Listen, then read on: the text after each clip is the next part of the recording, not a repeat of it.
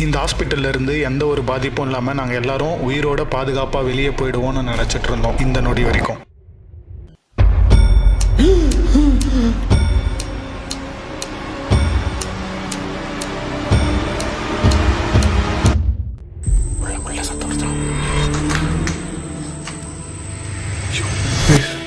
உங்களுக்கு தெரியுதா ஒரு ஃபேஸ் மாதிரி தெரியல அதில்? இல்லை எனக்கு தான் அப்படி தோணுதா? We only fear for Jesus, not you. You bastard.